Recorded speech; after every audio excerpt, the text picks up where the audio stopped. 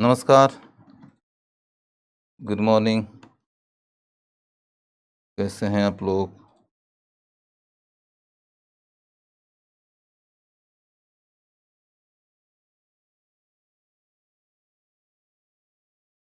कल हम लोगों ने इंडियन नेशनल मूवमेंट का 1885 के पहले तक का चरण पढ़ लिया था। अब हम लोग आज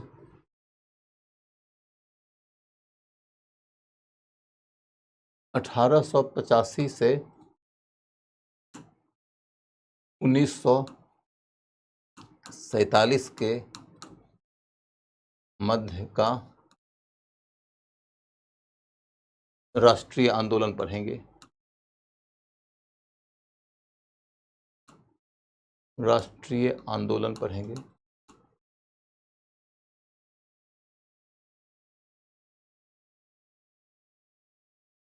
अठारह सौ पचासी से 1947 के बीच का राष्ट्रीय आंदोलन हम लोग पढ़ेंगे। आपको ये देखना है कि इस बीच जो राष्ट्रीय आंदोलन चला है उसकी धाराएं क्या क्या है।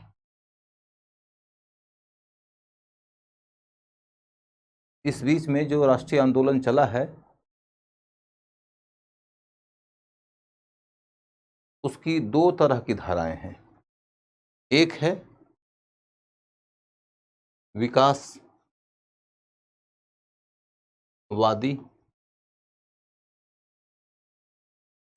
सुधारवादी,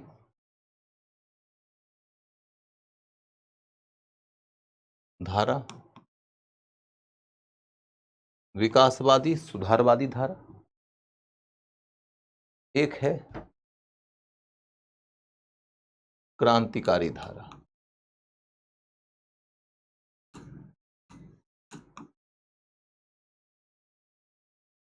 क्रांतिकारी धारा। जो विकासवादी धारा है उसमें कौन कौन से संगठन हैं?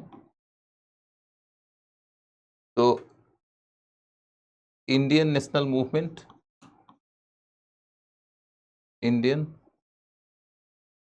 National Indian national Congress, Indian national Congress.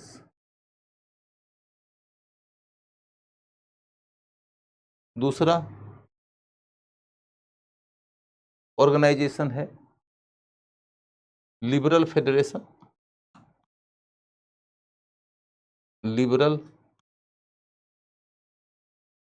Federation.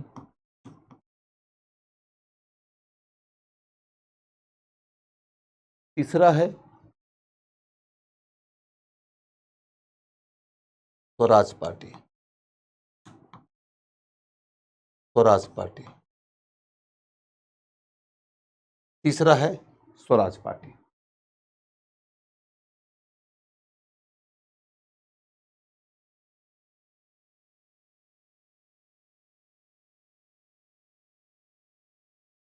इसके अंतर्गत मेंस में पढ़ाई इसी पर फोकस्ड होती है, इंडियन नेशनल कांग्रेस के ऊपर। इनका सिर्फ और सिर्फ रेफरेंस आएगा, सामान्य रेफरेंस इसका मैं बता दूंगा, और इंडियन नेशनल कांग्रेस के ऊपर आपको फोकस करना पड़ेगा। इनकी कौन सी ऐसी खास बात है जिसके कारण इनको विकासवादी कहा जाता है? तो इसलिए क्योंकि ये सरकार के सामने अपनी मांग रखते थे। इनकी मांग क्या होती थी? सुधार की।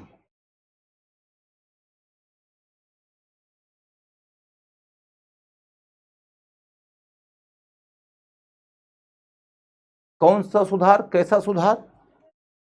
जिससे शासन में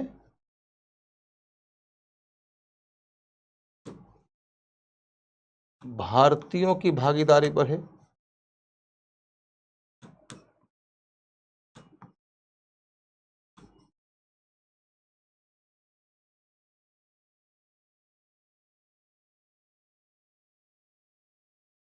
जिससे शासन में भारतीयों की भागीदारी बढ़े।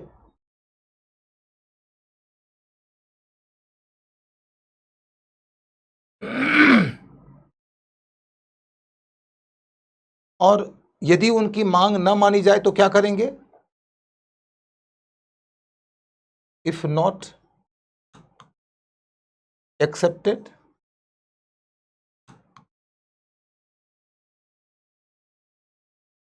यदि मांग न मानी जाए तो क्या करेंगे? तो फिर वो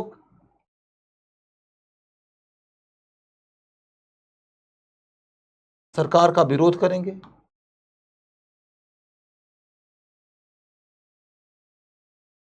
विरोध करने का तरीका क्या हो सकता है? तो कांग्रेस के अनेक चरण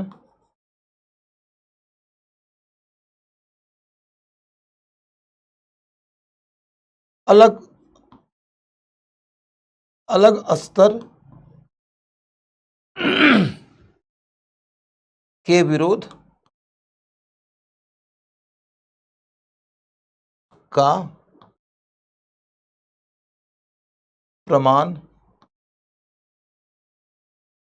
प्रस्तुत करता है।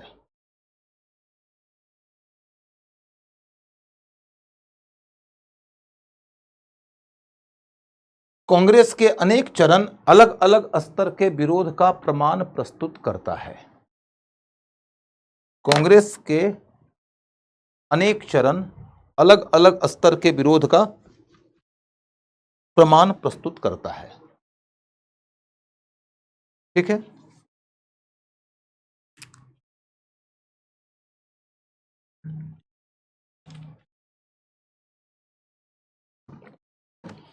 अलग अलग चरण विरोध का अलग अलग प्रमाण प्रस्तुत करता है। यानी कि आप देखोगे कि इसका चरण जो है वह 1885 से लेकर 1905 के बीच कुछ है। पहला चरण कांग्रेस का ये है।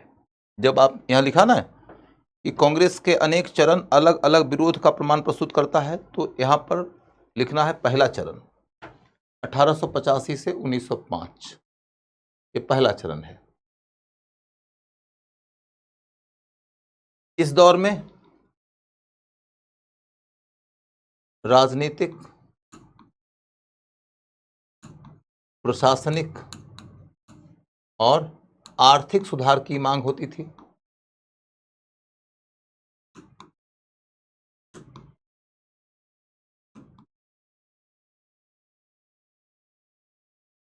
इस दौर में राजनीतिक, प्रशासनिक और आर्थिक सुधार की मांग होती थी।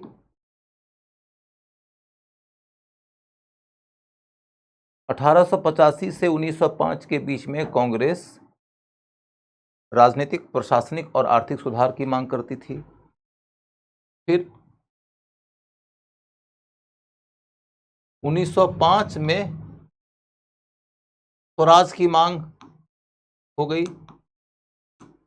स्वराज की मांग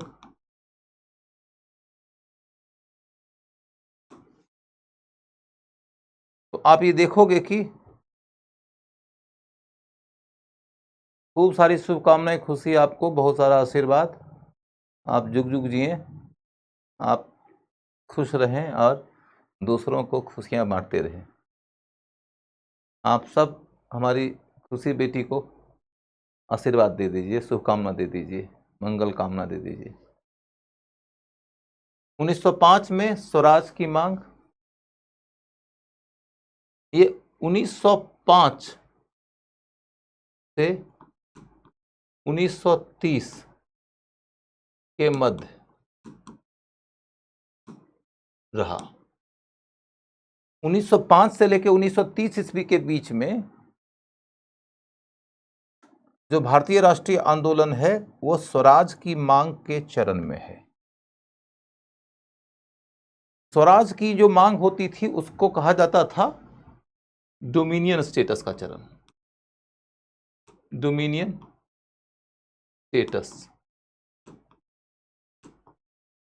का चरण। डोमिनियन स्टेटस का मतलब क्या होता है? डोमिनियन स्टेटस का मतलब होता है एक ऐसा स्टेटस जिसके तहत की यह बात कही जाती है कि ब्रिटिश हुकूमत आपके देश में रहेगा, लेकिन वो केंद्रीय स्तर पर शासन को कुछ विभागों के माध्यम से ही कंट्रोल करेगा, बाकी सारा शासन भारतीयों के पास आ जाएगा। यानी कि लोकल गवर्नमेंट भारतीयों के पास में, स्टेट गवर्नमेंट भारतीयों के पास में, और सेंट्रल गवर्नमेंट में ब्रिटिश हुकूमत सिर्फ 3-4 विभाग अपने हाथ में रखेगा, जैसे कि रक्षा विभाग, विदेश विभाग, यातायात संचार विभाग आदि। सिर्फ ऐसे विभाग अपने पास में रखेगा और बाकी सारा का सारा विभाग वो भारतीयों को दे देगा। इस तरह का सिस्टम ऑस्ट्रेलिया में, न्यूजीलैंड में, कनाडा में ऑलरेडी अपनाया जा चुका था, जहां ब्रिटिश हुकूमत ने पहले अपना शासन चलाया और फिर वहां के लोगों को इस तरीके से शासन में भागीदारी देना शुरू किया और भागीदारी देते देते डोमिनियन स्टेटस तक पहुंच गए थे। तो भारतीय राष्ट्रीय आंदोलन का नेतृत्व करते हुए कांग्रेस वाले लोगों ने 1905 ईस्वी में पहली दफा कहा कि हमको तो स्वराज चाहिए।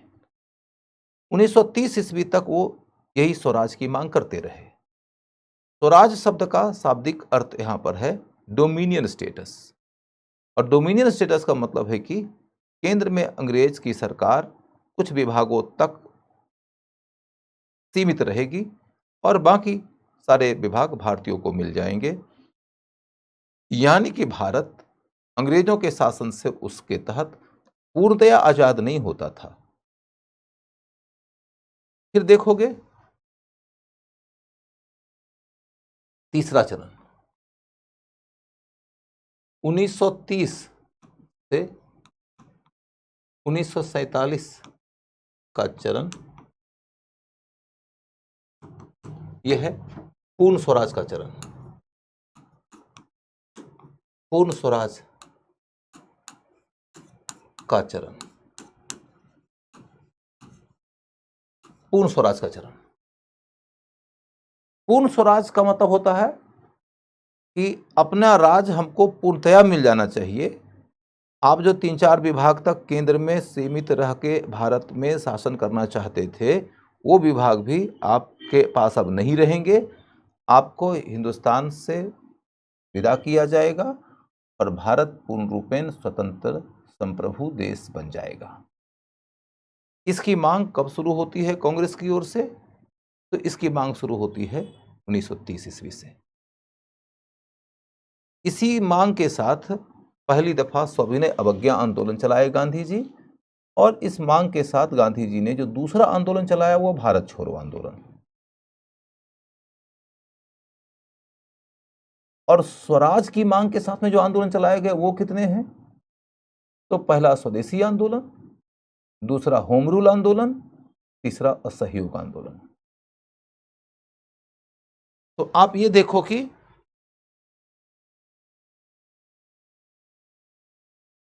1885 से 1905 ये तो सुधार की ही मांग है मात्र,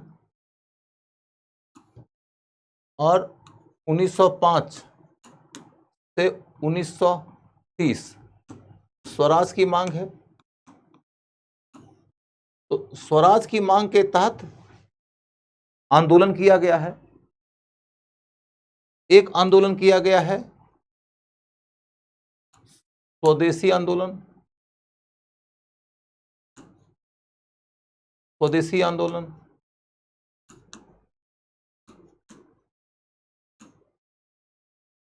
स्वदेशी आंदोलन।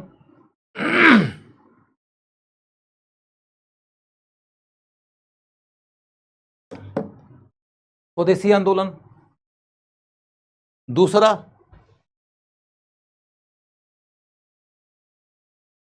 1916-17 के दौरान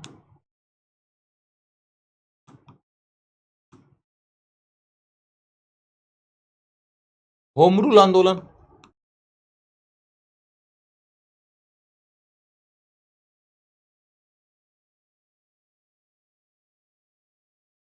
होम रूल आंदोलन। तीसरा 1920-22 के बीच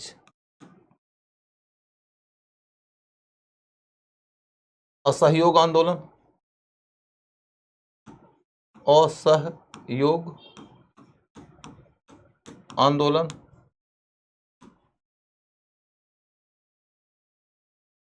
असहयोग आंदोलन। 3 ऐसे आंदोलन हैं जो कि स्वराज की मांग के साथ हुए हैं। स्वदेशी आंदोलन किसने चलाया? स्वदेशी आंदोलन किसने चलाया? तो मूलतः कांग्रेस ने, और भी ऑर्गेनाइजेशंस जुड़े हुए हैं, लेकिन मूलतः कांग्रेस ने, मूलतः कांग्रेस ने। स्वदेशी आंदोलन किसने चलाया? तो मूलतः कांग्रेस ने चलाया। दूसरा पॉइंट, ये होम रूल आंदोलन कौन चलाया? होम रूल आंदोलन कांग्रेस ने नहीं चलाया था। होम रूल आंदोलन के लिए एक अलग से पार्टी बनी थी, होम रूल लीग नाम से। होम रूल लीग, जिसके नेता तिलक थे,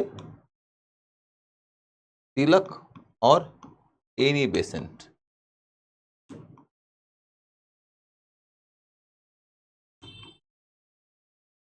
जिसके नेता तिलक थे और एनी बेसेंट थे।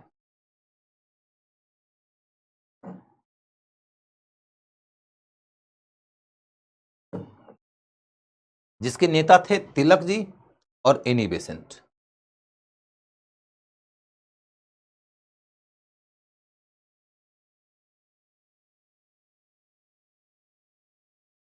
उसके बाद फिर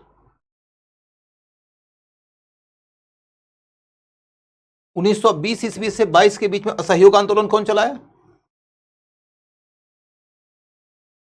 असहयोग आंदोलन कौन चलाया? असहयोग आंदोलन की शुरुआत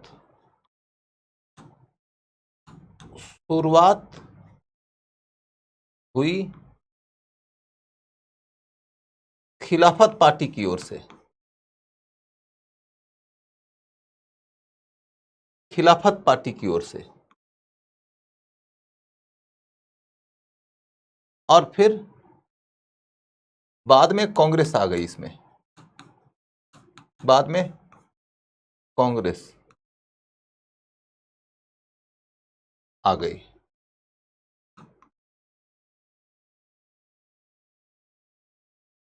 दोनों का नेतृत्व गांधी कर रहे थे। दोनों के नेता गांधी थे। दोनों के नेता गांधी थे।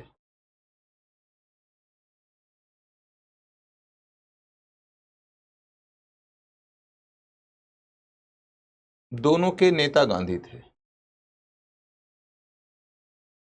दोनों के नेता गांधी थे।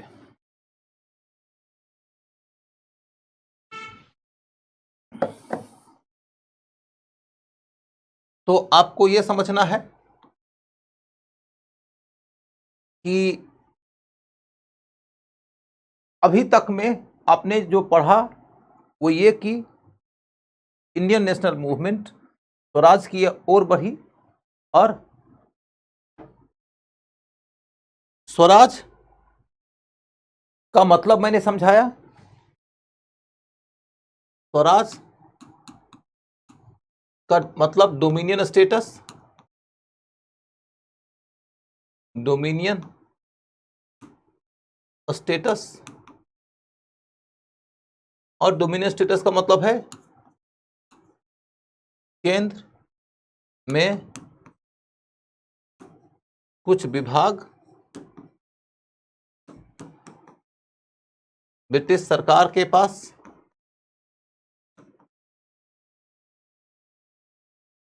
केंद्र में कुछ विभाग ब्रिटिश सरकार के पास, शेष केंद्र में कुछ विभाग ब्रिटिश सरकार के पास, शेष भारतीयों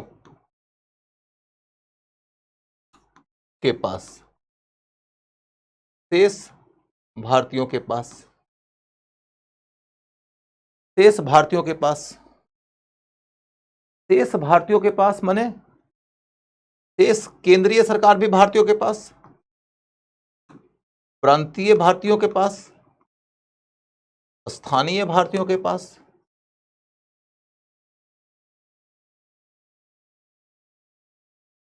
जो केंद्र की कुछ विभाग अंग्रेज रखते हैं वो नॉर्मली होता है रक्षा, विदेश, संचार, और जहां पर इस तरह का सिस्टम ऑलरेडी डेवलप हो चुका था, जिसको देखकर भारतीय कांग्रेस वाले लोग इस तरह की मांग कर रहे थे, वो है ऑस्ट्रेलिया, ऑस्ट्रेलिया, कनाडा आदि। तो उसी के तर्ज पर वो अपने लिए भी, यानी अपने देश के लिए भी डोमिनियन स्टेटस की मांग करते थे, और डोमिनियन स्टेटस की मांग को भारतीय लोगों की समझ में आ जाए इसलिए स्वराज शब्द से संबोधित करते थे। फिर हमने आपको बताया कि जब हम 1930 से लेकर 1947 ईस्वी के बीच में जाते हैं, 17 वर्षों के दौरान राष्ट्रीय आंदोलन की जो इवोल्यूशनरी धारा थी, जो क्रमिकतावादी सुधारवादी धारा थी, वो एक चरण आगे बढ़ती है। और जब वो एक चरण आगे बढ़ती है तो किधर जाती है? तो पहले जाती है सविनय अवज्ञा आंदोलन की ओर, सविनय अवज्ञा आंदोलन की ओर।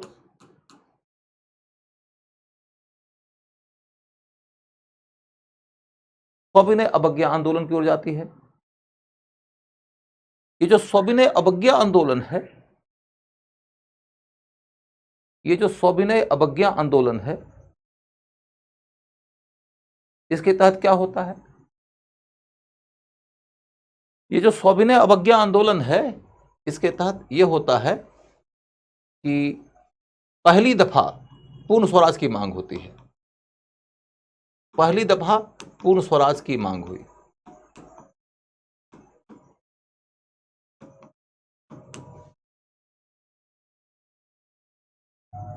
और 1942 में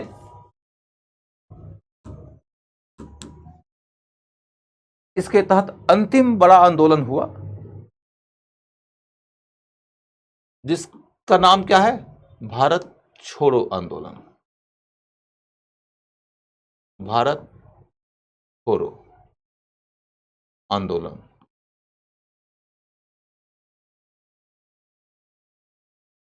भारत छोड़ो आंदोलन, भारत छोड़ो आंदोलन। ठीक है। अमृता दुबे जी, मैं आपके शब्दों को सुना, पढ़ा, और बड़ी ही तेज जोर से हंसी आ गई। आप अपने कान का इलाज करा लीजिए, आप नहा धो के बैठ जाइए, खा पी के बैठ जाइए, आप जिस भी योगा के आसन में बैठ के पढ़ना चाहते हैं बैठ के पढ़िए, और इस तरीके का जो आदरणीय सुझाव है वो दोबारा कम से कम मुझे मत दीजिए।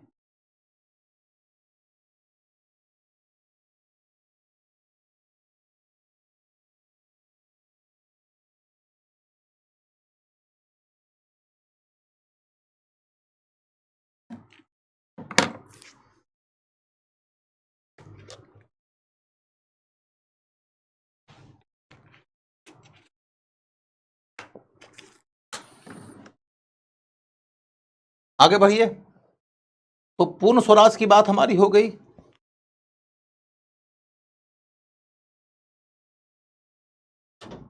पूर्ण सुधार की बात, सॉरी, पूर्ण स्वराज की बात हो गई हमारी। पूर्ण स्वराज के बाद अब दूसरी धारा देखते हैं, क्रांतिकारी धारा।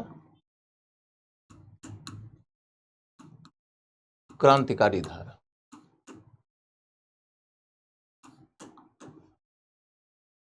क्रांतिकारी धारा। तो क्रांतिकारी धारा के तहत आगे बढ़ते हैं। पहले आप समझिए कि क्रांतिकारी क्या चाहते थे।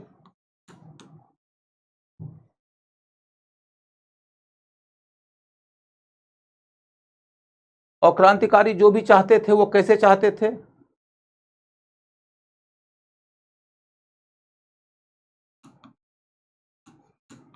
कैसे चाहते थे।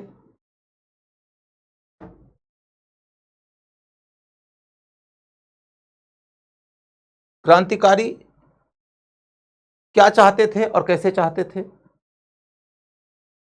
क्रांतिकारी चाहते थे पूरी आजादी। आजादी, इसके लिए आप दूसरा शब्द यूज कर सकते हो, स्वतंत्रता।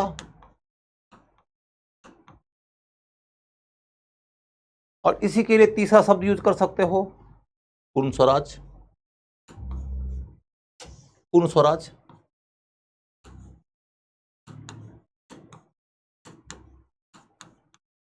पूर्ण स्वराज यानी कि क्रांतिकारी जो थे वो शुरू से ही पूर्ण स्वराज ही चाहते थे। उसी को वो स्वतंत्रता भी कहते हैं, उसी को आजादी भी कहते हैं। यानी कि उनकी मांगों में कभी भी सुधार कर दीजिए या डोमिनियन स्टेटस दे दीजिए जैसी बातें नहीं थी। वो आरंभ से ही क्या चाहते थे, पूरी आजादी।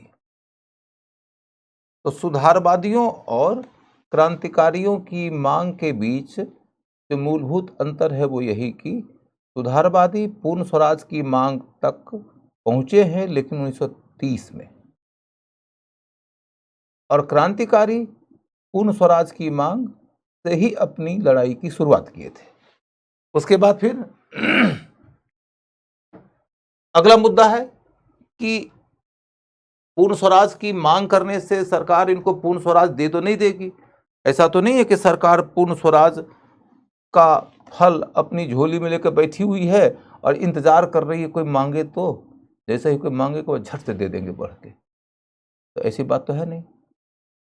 तो आप पूर्ण स्वराज की मांग करेंगे तो मांग को मनवाने के लिए कुछ तरीका खोजना पड़ेगा। तो इनका क्या तरीका है, तो ये युद्ध चाहते हैं। युद्ध चाहते थे।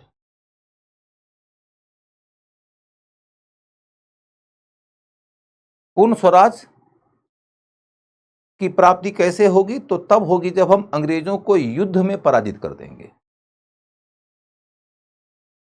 अंग्रेजों को युद्ध में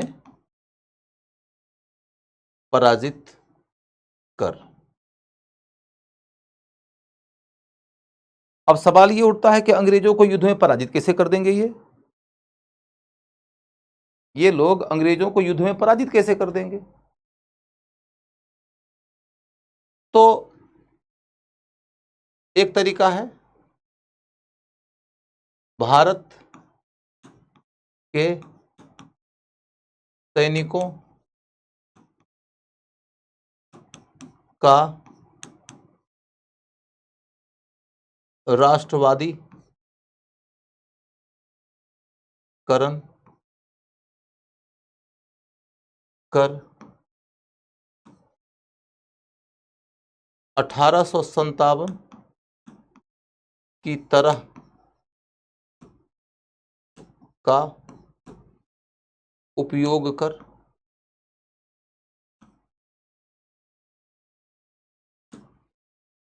माने कि ये चाहते थे कि भारत के जो सैनिक हैं, जो ब्रिटिश सेना में हैं और भारतीय हैं, उनके अंदर हम राष्ट्रवाद की भावना भर दें और उन लोगों को ब्रिटिश सरकार की सत्ता पलटने के लिए युद्ध में शामिल होने के लिए हार्दिक मानसिक स्तर पर तैयार कर लें।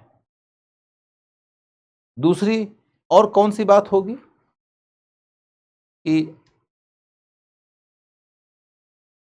अंग्रेजों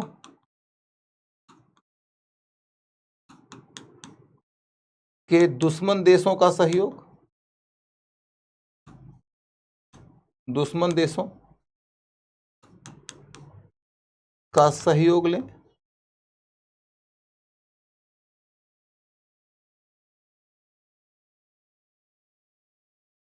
यानी कि इंग्लैंड जैसा कि उस समय दुनिया का नंबर 1 शक्तिशाली देश था और विश्व के बहुत सारे हिस्सों में अपने प्रभाव का प्रसार कर रहा था, तो फिर उसके कंपटीटर्स भी बहुत सारे थे, और जब कंपटीटर्स थे तो ऐसी स्थिति में उनके साथ दुश्मनी भी थी।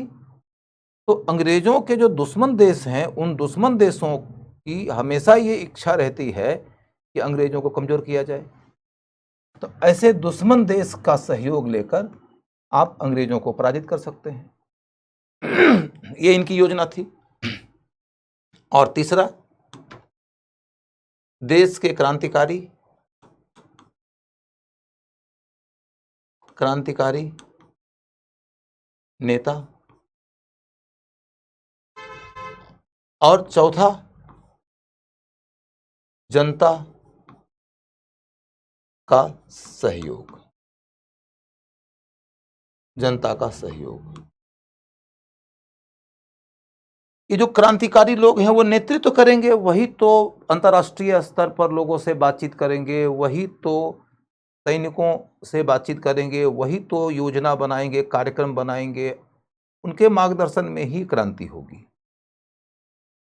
एक बाजू सैनिक होंगे, एक बाजू विदेशी सहायक होंगे, और जब लड़ाई शुरू हो जाएगी तो जनता हमारी इस लड़ाई में सहयोग देने के लिए उतर जाएगी, और इस तरीके से अंग्रेजों की सत्ता हम समाप्त कर सकते हैं। ये क्रांतिकारियों की योजना है। यानी कि नंबर 1 तो क्रांतिकारी वो लोग हैं जो शुरू से ही चाहते थे कि ब्रिटिश सत्ता यहां से जाए, और नंबर 2 कि क्रांतिकारी यदि चाहते थे कि ब्रिटिश सत्ता यहां से पूरे तौर पे जाए, हमको पूरी आज़ादी मिले, तो वो कौन से उपाय के रास्ते अपने उद्देश्य की प्राप्ति करना चाहते थे। तो उपाय की ये बातें हो गई। फिर अब देखोगे कि एक पॉइंट और है कि इन्हें अपनी योजना को कामयाब करने के लिए, अपनी योजना को कामयाब करने के लिए इन्हें अपनी योजना को कामयाब करने के लिए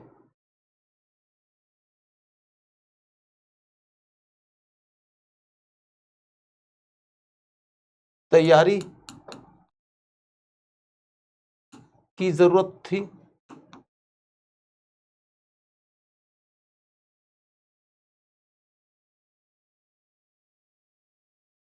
इसमें लंबा समय लग सकता था।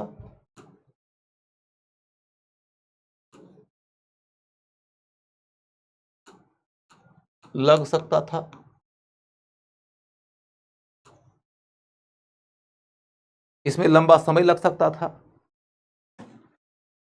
इसमें लंबा समय लग सकता था।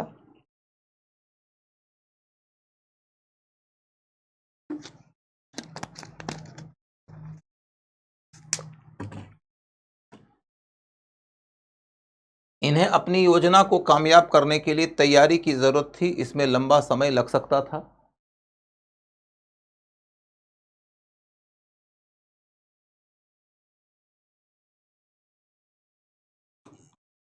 इस बीच उन्होंने बदनाम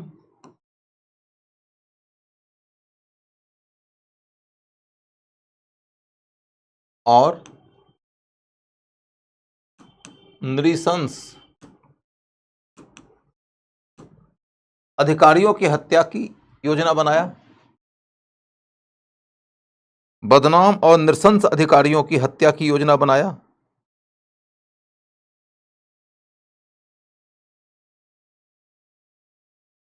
बदनाम और नृशंस अधिकारियों की हत्या की योजना बनाया।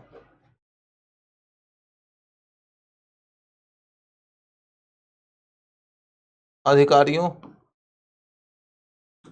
की हत्या की योजना अपनाया।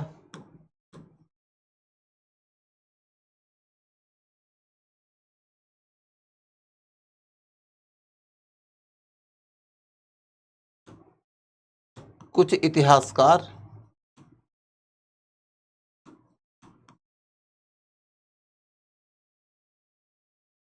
इसी आधार पर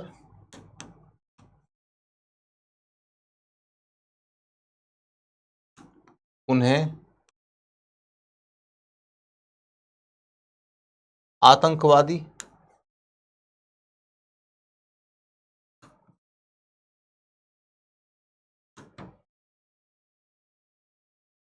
कहते हैं।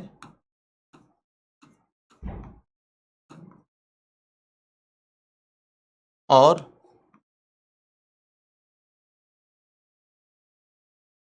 उनके राष्ट्रवाद को आतंकवादी राष्ट्रवाद कहते हैं।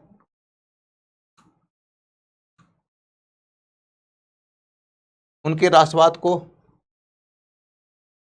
आतंकवादी राष्ट्रवाद कहते हैं।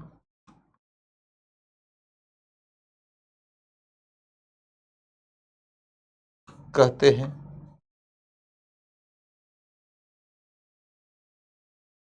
उनके राष्ट्रवाद को आतंकवादी राष्ट्रवाद कहते हैं। इस निष्कर्ष की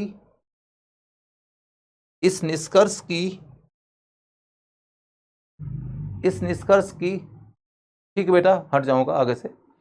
इस निष्कर्ष की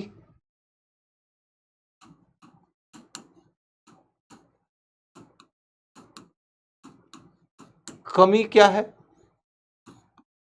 What is the limitation of this conclusion? निष्कर्ष की कमी यह है कि ये सिर्फ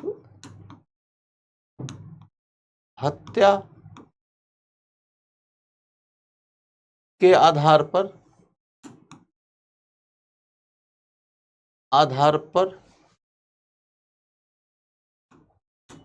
आकलन किए।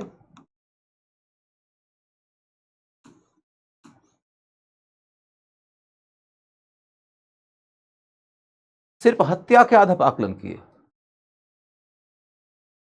हत्या के आधार पर आकलन किए का मतलब क्या होता है कि इन्होंने हत्या के आधार पर आकलन करने के तहत इस बात को ध्यान ही नहीं दिया कि वो तो युद्ध चाहते थे। वो तो 57 के विद्रोह करने वाले सैनिकों की तरह सेना का राष्ट्रीय इस्तेमाल चाहते थे। वो तो अंतर्राष्ट्रीय सहयोग चाहते थे। वो तो देश की जनता की भी युद्ध में भागीदारी चाहते थे। युद्ध वाले पक्ष को कई इतिहासकारों ने नजरअंदाज कर दिया और सिर्फ बदनाम अधिकारियों के ऊपर इनके हमले, उनमें से कुछ अधिकारियों की इनके द्वारा की जाने वाली हत्या के ऊपर ही फोकस कर दिया और कह दिया ये तो आतंक फैलाना चाहते थे और आतंक फैलाकर अंग्रेजों की सत्ता खत्म करना चाहते थे। एक कमी तो ये रही। दूसरी कमी क्या है कि इन्होंने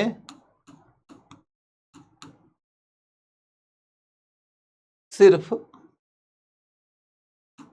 बदनाम अधिकारियों, सिर्फ बदनाम एवं नृशंस अधिकारियों पर हमला किया था,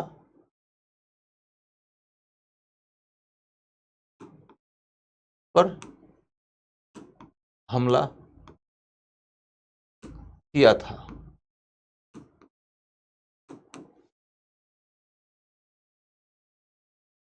जिसका उद्देश्य जिसका उद्देश्य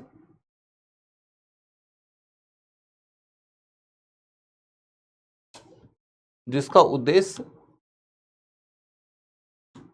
प्रतिरोध और प्रतिशोध था।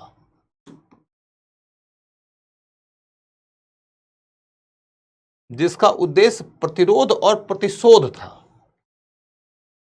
यानी जिसका उद्देश्य यह था कि हमें ऐसे अधिकारियों के मन में एक डर बिठा देना चाहिए कि भारतीय लोगों के ऊपर तुम जो जुल्म ढाते हो, ये जुल्म ढाने के लिए तुम मनमर्जियां करने हेतु आजाद नहीं हो, कोई सजा भी दे सकता है, तुम्हें इसका मूल्य भी चुकाना पड़ सकता है। यदि एक भावना मन में भय की बैठ जाए तो आप एक अधिकारी के तौर पर अपना कानूनी काम तो करते रहेंगे। सामान्य अधिकारी जो अपना कानूनी काम करते हैं उनको नहीं मारते थे, ये सिर्फ और सिर्फ उनको मारते थे जो अधिकारी 10 कदम आगे चलकर आक्रामकता का परिचय देते थे, नृशंसता का परिचय देते थे, भारतीयों का अपमान करते थे। जैसे उदाहरण के तौर पे देखो कि भारत में साइमन कमीशन आया, यानी साइमन के नेतृत्व में एक आयोग आया जिसको इस बात की जिम्मेदारी दी गई थी कि तुम बताओ कि भारतीयों के लिए संविधान में सुधार करते हुए क्या अतिरिक्त प्रावधान किए जाएं। क्योंकि भारतीय लोगों की मांग ये थी कि आयोग के अंदर भारतीय लोगों को भी सदस्यता दी जाए ताकि वह भारतीयों की बात को ठीक से रख सकें, और सरकार ने एक भी भारतीय को आयोग में रखा नहीं, तो भारतीय लोग नाराज थे तो साइमन कमीशन का बहिष्कार कर रहे थे। जहां कहीं भी साइमन कमीशन जाता था लोग शांतिपूर्वक नारे लगाते थे, साइमन गो बैक नारे लगाते थे, हिंसा नहीं होती थी। अब ये बातें तो सैकड़ों जगहों पर हुई। उनमें से अधिकांश अधिकारियों ने क्या किया, जो अंग्रेज अधिकारी थे उन्होंने क्या किया, उन्होंने या तो शांतिपूर्वक उस रास्ते से अलग किसी और रास्ते से साइमन को निकाल लिए,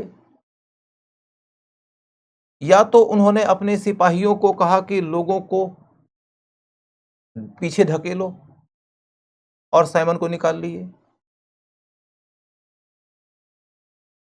या तो उन्होंने पानी का बौछार कर दिया, उन्होंने कुछ टीयर गैस छोड़ दिया, कहीं 2-4-5 लाठी चला दी इक्का दुक्का ताकि निकल जाए। ये कानूनी दायित्व है अधिकारी का, और अधिकारी कानूनी दायित्व निभा रहे थे। किसी क्रांतिकारी ने किसी भी अधिकारी को इसके लिए अटैक नहीं किया। अब सॉन्डर्स एक ऐसा अधिकारी है, उसने क्या किया, उसे लगा कि हमारे आयोग के चेयरमैन के विरोध में नारे लगाओगे, इतनी हिम्मत तुम्हारी, बताता हूं तुमको। और बताने के लिए क्या तरीका चुना, बोला कौन है इसका सबसे बड़ा नेता, बोला वो लाला लाजपत राय। बोला उसको इतना पीटो कि वो मर ही जाए। और तब भारतीयों के मन में जो खौफ पैदा होगा, उस खौफ से भरा भारतीय हमारे नेताओं के, हमारे इतने बड़े लीडर्स के विरोध में नारे नहीं लगा पाएंगे। वो आतंकवादी गतिविधि कर रहा था। आतंकवादी गतिविधि तो सॉन्डर्स कर रहा था कि शांतिपूर्ण नारा लगाने वाले लोगों के ऊपर उसने बर्बरतापूर्वक लाठियां चलाई। और चूंकि अदालत भी अंग्रेजों का है, उन्हें यह पता है कि हमारे खिलाफ कोई कार्रवाई नहीं होगी। ऊपर की सरकार अंग्रेजों की, नीचे की अदालत तक अंग्रेजों के हाथ में। ऐसे निर्मम और नृशंस व्यवहार करने वाले बर्बर अधिकारियों को यह पता होता था कि क्योंकि हमने ये काम ब्रिटिश साम्राज्य के हित में किया है, तो हमारे खिलाफ इसको लेकर कोई कार्रवाई नहीं होगी। बहुत आरोप प्रत्यारोप के बाद जांच पड़ताल भी होगी तो हम जांच में बरी हो जाएंगे। बहुत बहुत तो होगा कि हमारे ऊपर आरोप लगेगा, जांच के लिए कमेटी बिठा दी जाएगी, कमेटी जांच कर लेगी, जांच करने के बाद हमारे को बरी कर दिया जाएगा, क्योंकि हमने तो जो भी काम किया है ब्रिटिश सरकार के इंटरेस्ट में किया है। तो ऐसे नृशंस और निर्मम एवं बर्बर अधिकारियों के ऊपर ये अटैक करते थे, तो इसलिए कि ताकि उससे यह मालूम रहे कि इतना आसान नहीं है कि तुम किसी भी बड़े से बड़े नेता को जाके मार दो या कोई भी ऐसा काम कर दो, यदि करोगे तो कोई सजा भी दे सकता है। तो ये प्रतिरोध का उद्देश्य लेकर आया था और एक प्रतिशोध का भाव था। प्रतिशोध का भाव था कि यदि तुमने हमारे किसी नागरिक के ऊपर, देशवासी के ऊपर ऐसा व्यवहार किया जिसमें तुम्हारी बर्बरता दिख रही है और तुम्हारा इतना मन बढ़ गया है कि तुम कर सकते हो, जो चाहो सो कर सकते हो, तो भारतीय लोग इसे डिमोरलाइज होते थे, उनका मनोबल गिरता था, उनके दिल में डर बैठता था। लेकिन यदि कोई प्रतिशोध ले ले तो, यदि कोई प्रतिशोध ले ले तो भारतीयों के दिल का जो दर्द है और दिल का जो डर है वो निकल सकता है।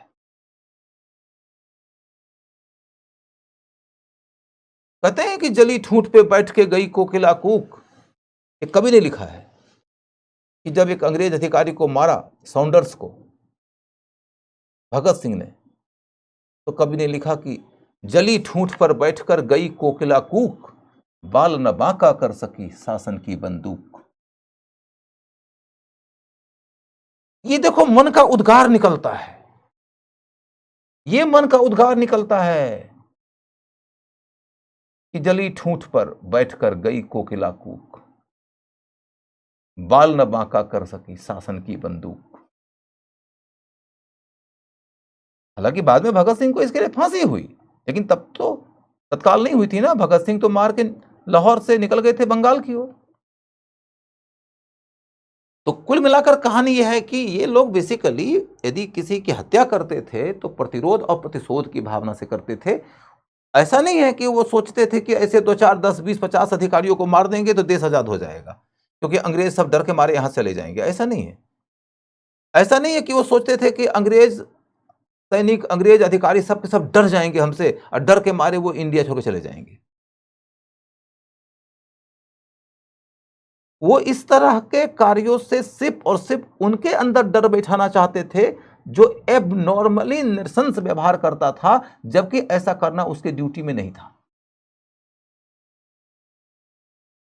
जैसे कि कभी कोई आयस्ट, कभी कोई जैक्सन, कभी कोई किंग्सफोर्ड, कभी कोई सॉन्डर्स, कभी कोई जनरल डायर, इस तरीके का अधिकारी उनके टारगेट में आता था और वो ऐसे ही टारगेटेड अधिकारियों के ऊपर अटैक करते थे। तो मेरे ख्याल से आप क्रांतिकारियों के बारे में समझ गए होंगे।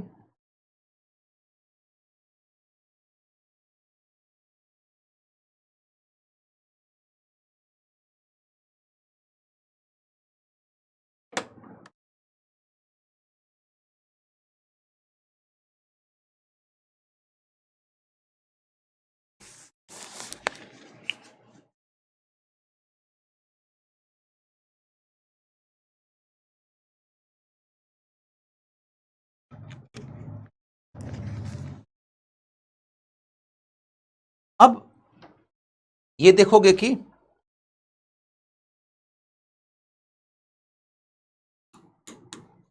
क्रांतिकारी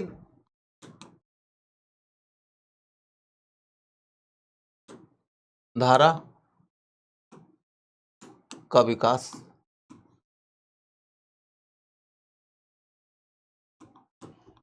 क्रांतिकारी धारा का विकास, क्रांतिकारी धारा के विकास में एक है स्वदेशी आंदोलन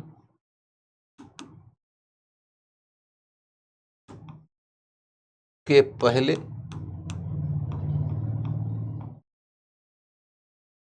स्वदेशी आंदोलन के पहले। दूसरा है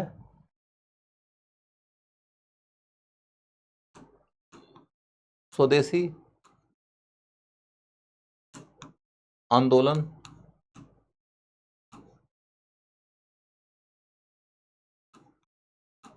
के बाद, स्वदेशी आंदोलन के बाद, उसके बाद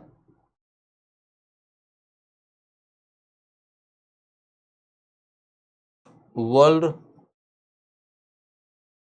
वॉर वन के दौरान, वर्ल्ड वॉर वन के दौरान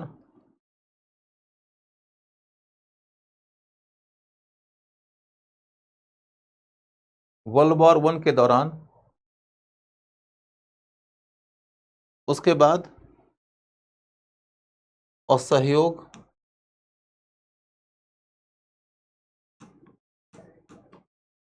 आंदोलन के बाद,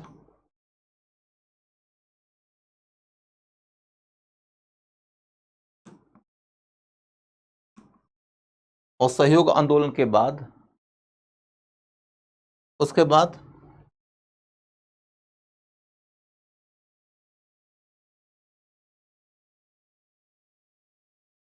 नौसैनिक विद्रोह, सॉरी,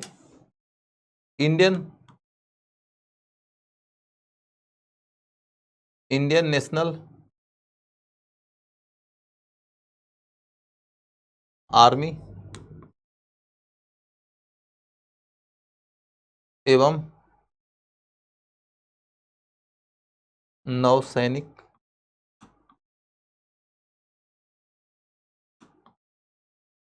विद्रोह, नौसैनिक विद्रोह।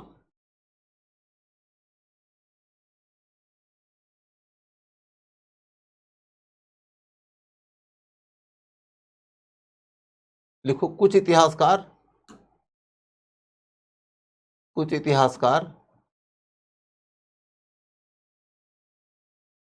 1857 के विद्रोह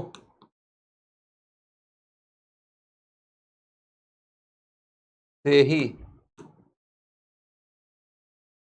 क्रांति की शुरुआत मानते हैं।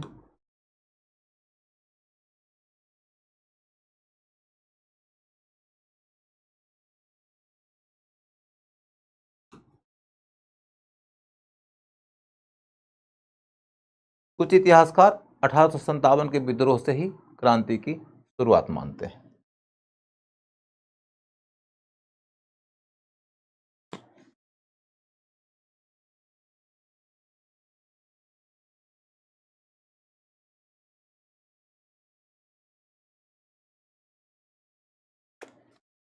अब अगला मामला क्या है कि क्रांतिकारी धारा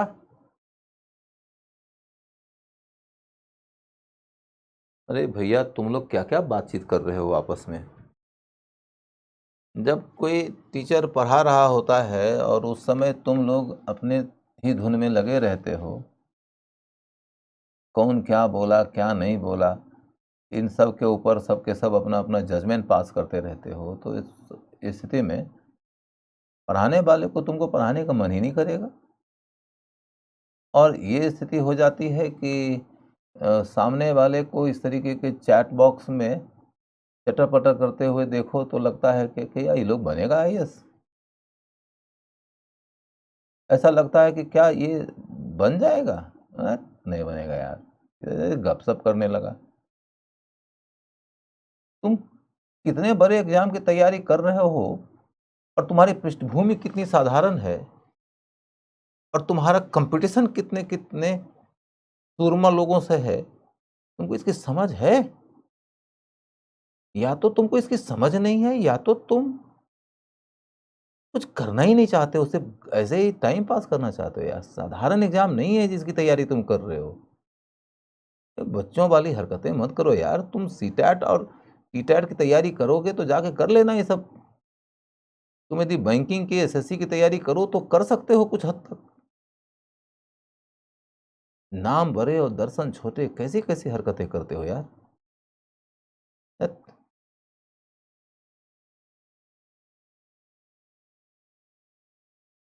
चलो, तो मैं ये बता रहा था आपको कि क्रांतिकारियों के जो राष्ट्रवादी आंदोलनकारी लोग हुए उसकी धारा कैसे कैसे डेवलप हुई उसको समझो। तो हमने कहा कि सबसे पहले तो आपको यह दिखेगा कि जो स्वदेशी आंदोलन चला है, याद है 1905 में चला था। 1905 के पहले इक्का दुक्का घटनाएं घटी थी।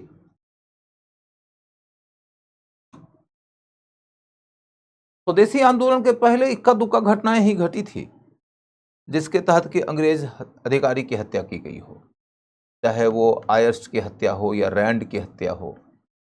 ऐसे इक्का दुक्का इवेंट्स हुए हैं जिसके तहत कि किसी अंग्रेज अधिकारी की हत्या हुई है।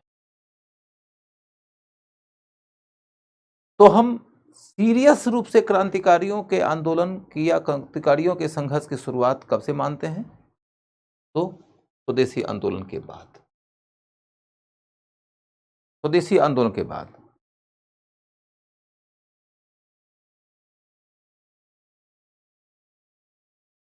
अब आगे देखो, स्वदेशी आंदोलन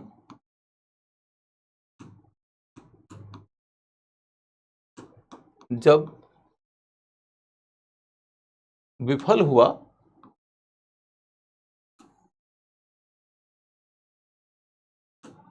और कांग्रेस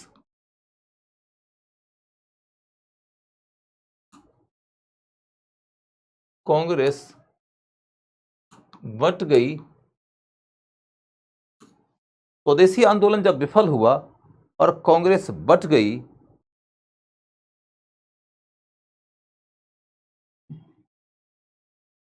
तो स्वदेशी आंदोलन जब विफल हो गया और कांग्रेस बट गई तो इस कारण असंतुष्ट युवा वैकल्पिक राजनीति की ओर मुड़े।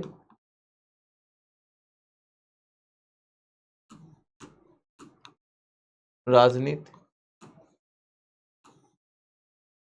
की ओर मुड़े, वैकल्पिक राजनीति की ओर मुड़े।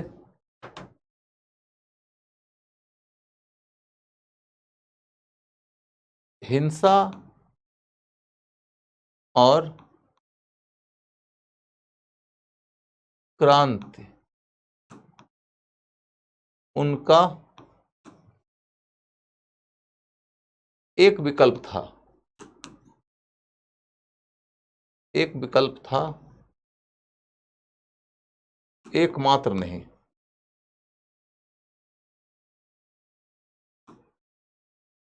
हिंसा और क्रांति उनका एक विकल्प था, एकमात्र नहीं। हिंसा और क्रांति उनका एक विकल्प था, एकमात्र नहीं।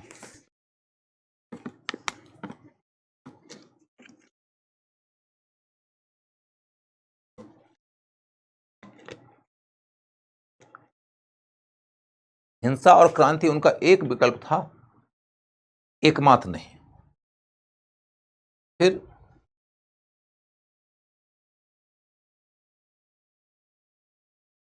अगला पॉइंट क्या है कि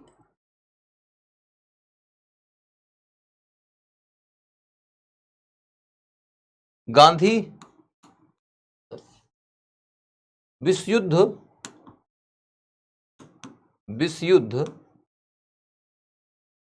के दौरान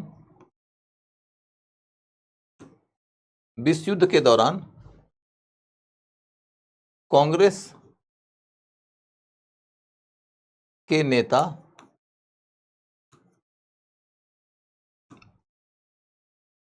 यह कह रहे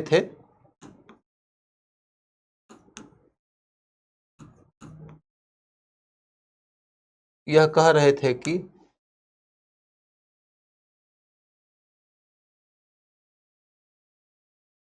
विश्व युद्ध के दौरान कांग्रेस के नेता यह कह रहे थे कि युद्ध में सरकार का सहयोग करना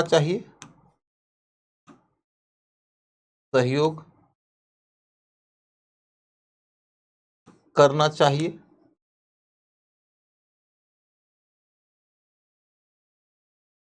यदि ब्रिटिश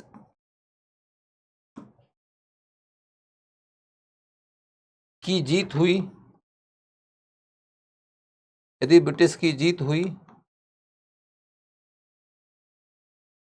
तो वो हमें स्वराज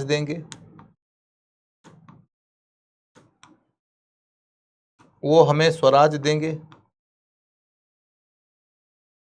यदि ब्रिटिश की जीत हुई तो वो हमें स्वराज देंगे।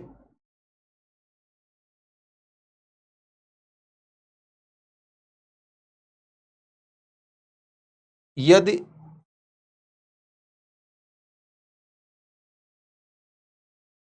छोड़ दो, लेकिन क्रांतिकारी इसे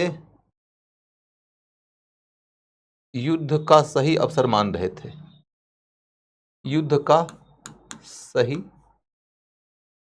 मौका मान रहे थे।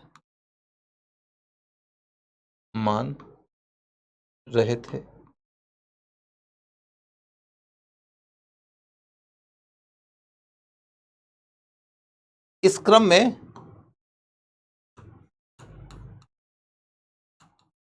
में गदर पार्टी और राजा महेंद्र प्रताप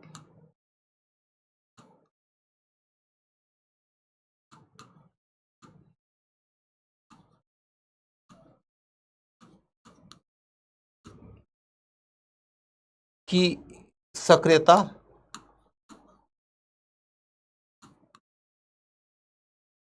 उल्लेखनीय है।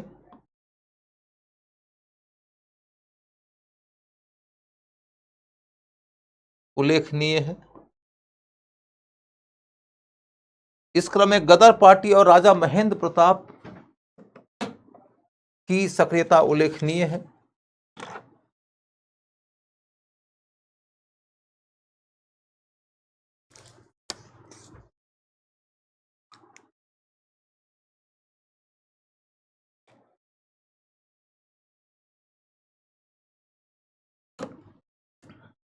अब अगला मुद्दा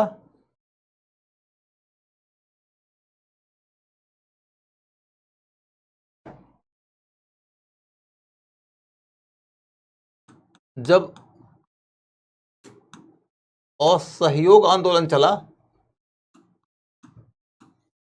आंदोलन चला,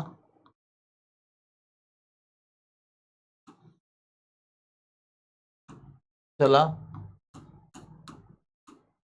तो युवकों ने उनका साथ दिया, ने साथ दिया।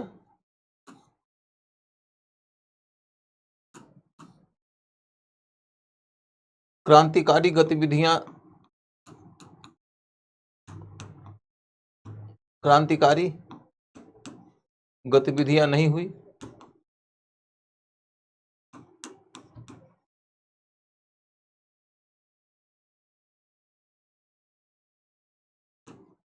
जब यह आंदोलन वापस हुआ,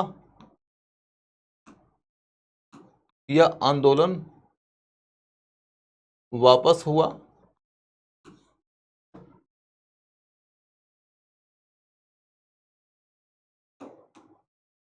तो एक बार फिर से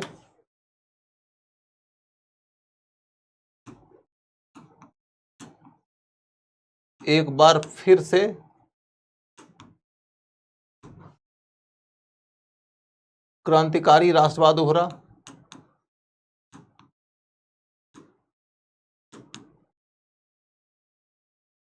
क्रांतिकारी राष्ट्रवाद उभरा।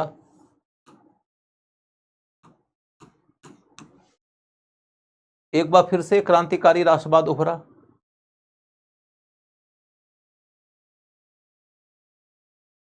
इसके तहत 3 संस्थाओं का उल्लेख किया जा सकता है। 3 संस्थाओं का उल्लेख किया जा सकता है।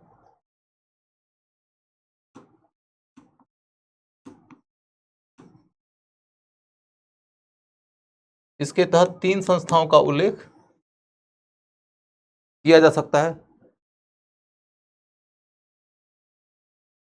ज्ञानेश गौतम, तुम बात सही बोल रहे हो बेटा, लेकिन अभी रुक जाओ, उसके ऊपर भी हम आएंगे। क्रम से चलते हैं तो चीजें समझ में आएंगी।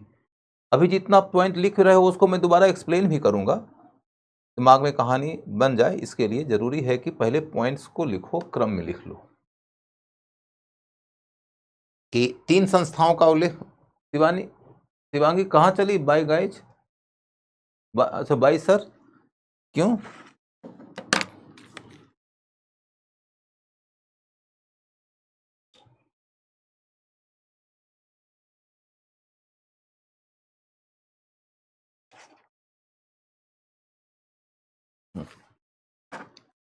तो अब 3 संस्थाओं का उल्लेख किया जा सकता है। 3 संस्थाएं कौन सी हैं?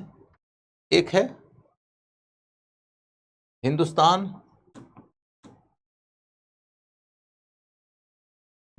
Republican army, Hindustan Republican army, Hindustan Republican army. इसके बाद है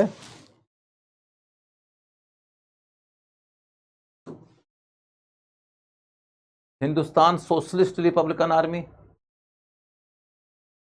हिंदुस्तान सोशलिस्ट रिपब्लिकन आर्मी। याद करने में दिक्कत होगी, ऐसे समझो तुम कि हिंदुस्तान रिपब्लिकन आर्मी का गठन हुआ था राम प्रसाद बिस्मिल, राजेंद्र लाहिरी, रोशन सिंह और भी कई सारे क्रांतिकारी लोग थे उसमें शामिल।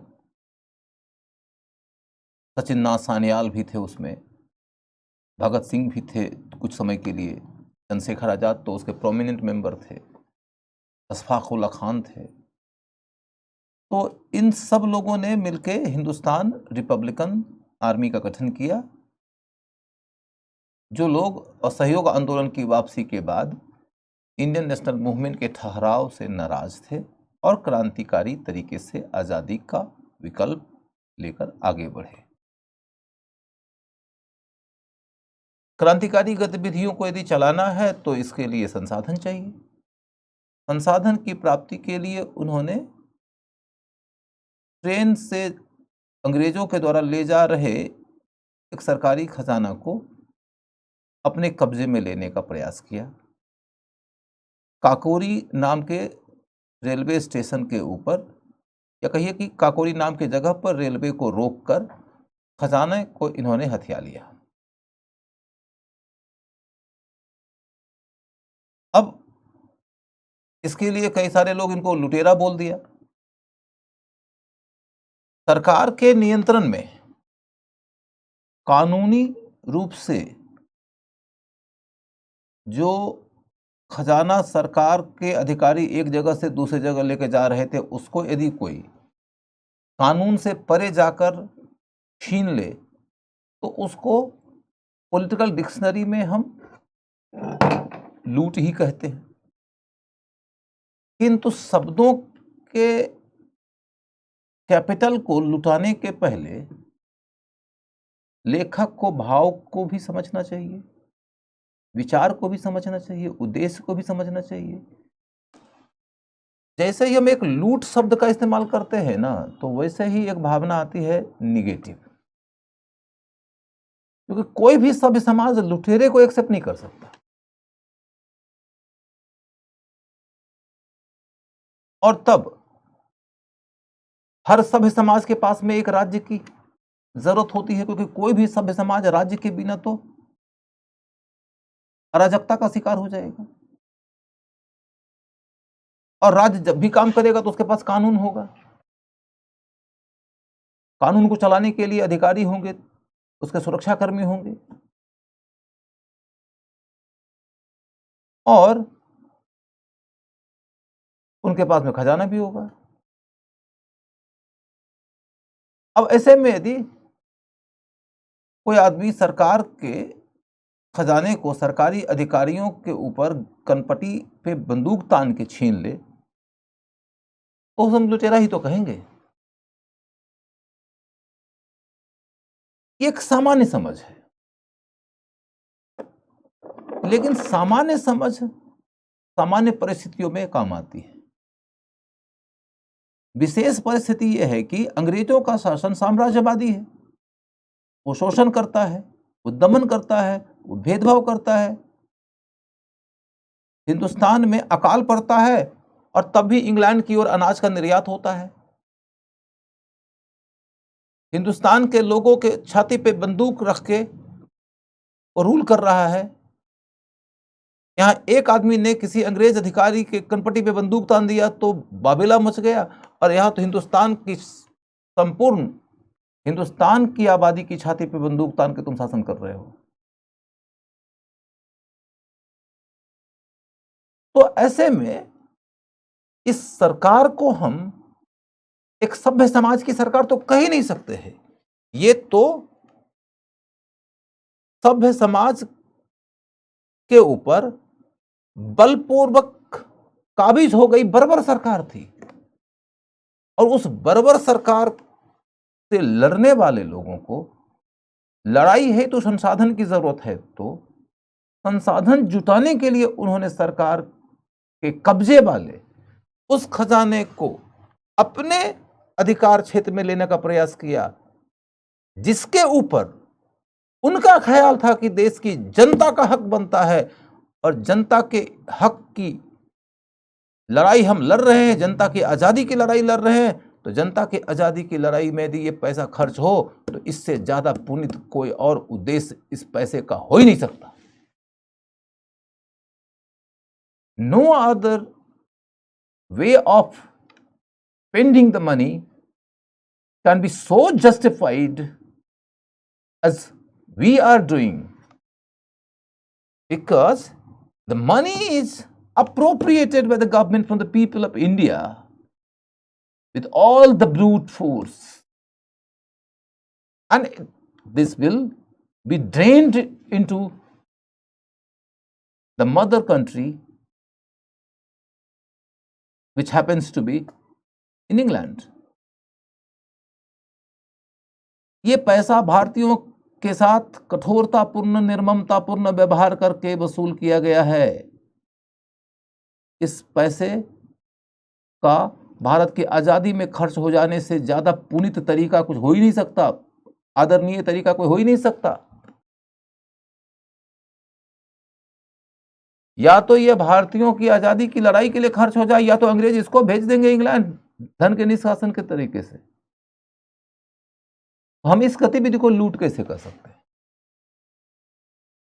लूट की बात तब ना होगी जी कि मान लो आज के डेट में हमारी एक सरकार है, चाहे केंद्र में हो, चाहे राज्य में हो, चाहे किसी भी राज्य में हो, भारत की सरकार ने लोगों से या राज्यों की सरकार ने लोगों से कर की वसूली करके पैसे हासिल किए और उसी पैसे से उनकी सरकार चलेगी। चाहे वो सरकार उज्ज्वला योजना चलाती हो, चाहे वो सरकार 500 रुपये में सिलेंडर देने की बात करती हो, चाहे वो सरकार 10 किलो अनाज देती हो, चाहे वो सरकार हर आदमी को भत्ता देने की बात करती हो, चाहे जो भी काम सरकार कर रही है देश की जनता के लिए कर रही है, इस सरकार के खजाने के ऊपर यदि कोई कब्जा कर लेगा तो वह लुटेरा है। लेकिन अंग्रेजों की सरकार क्या भारतीयों की सरकार थी? नहीं, भारतीय तो उनके लिए साधन थे।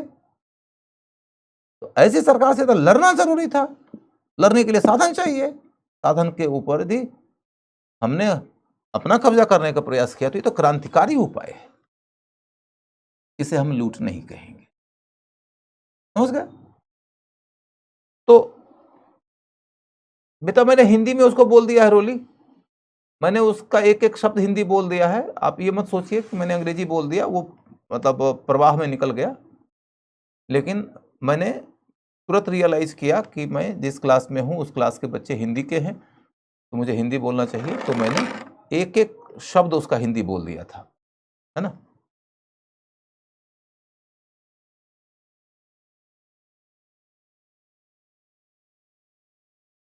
कुछ भैया लोग लाइब्रेरी में मेरे नोट्स लेकर पढ़ते हैं, क्या उन्हें नोट्स देना सही होगा मेरे लिए? बेटा तुम्हारा नोट्स लेकर कोई यदि पढ़ते हैं तो इससे तुम्हारा कोई नुकसान नहीं होगा, और दूसरी बात है कि तुम नोट्स किसी को न दोगी तो इसी के बदौलत तुम परीक्षा पास कर जाओगे, सो बात नहीं है। मतलब नोट्स जितना पढ़ना है लोग पढ़ ले। तुम हमसे पढ़ रही हो, तुम्हारे साथ और सैकड़ों हजारों लोग होंगे, कहीं और जगह पढ़ाऊंगा तो वहां भी सैकड़ों हजारों लोग होंगे। इसके अलावे कोई न कोई तरीके से किसी न किसी को कोई न कोई नोट्स मिल ही जाता है।